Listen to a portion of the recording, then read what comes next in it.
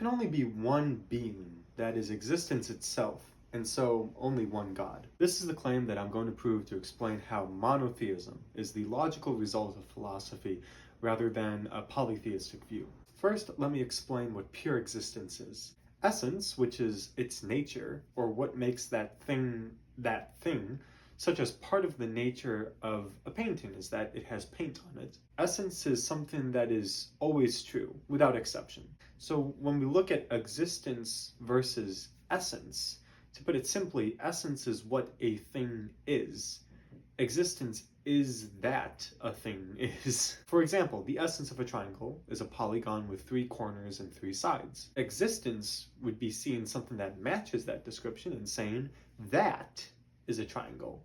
Essence is the abstract idea or knowledge of what something is. Existence is seeing that thing exist and knowing that is what that is. So what is pure existence? Pure existence comes when existence is part of the essence of a being. And remember, if the essence is something that always is true, if a thing's essence includes existence, then that means that they always have had to exist because it's part of their essence.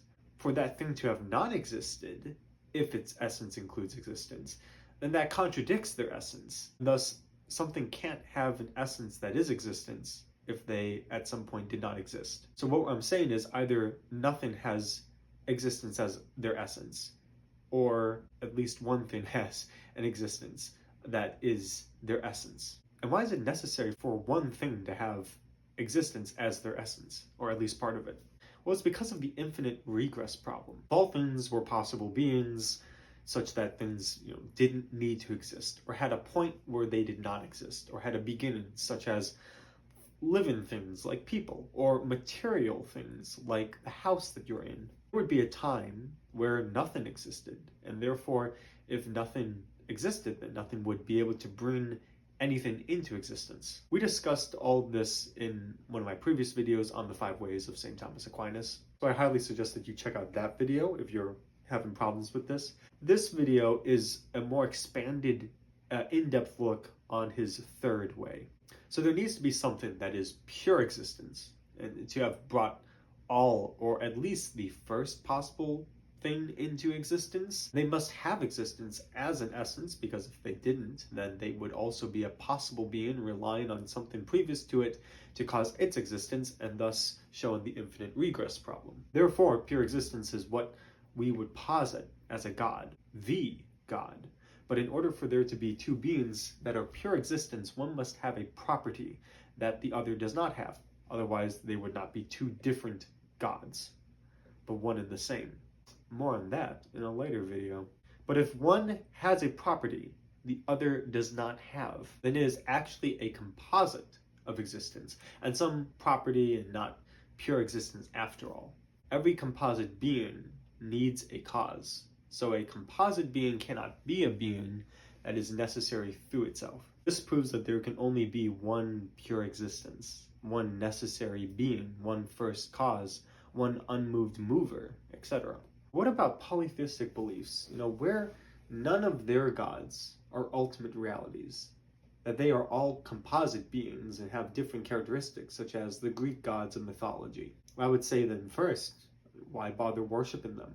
All of those religions, have the gods involved in war and rape and in these awful just societal problems and relationship problems. It's like, why do they deserve our worship or praise? It'd be the same thing like saying, well, why should animals worship humans if humans are merely just higher advanced intellectually than the animal species? Unless humans have a specific inherent dignity to them, then we really should just treat humans and animals exactly the same.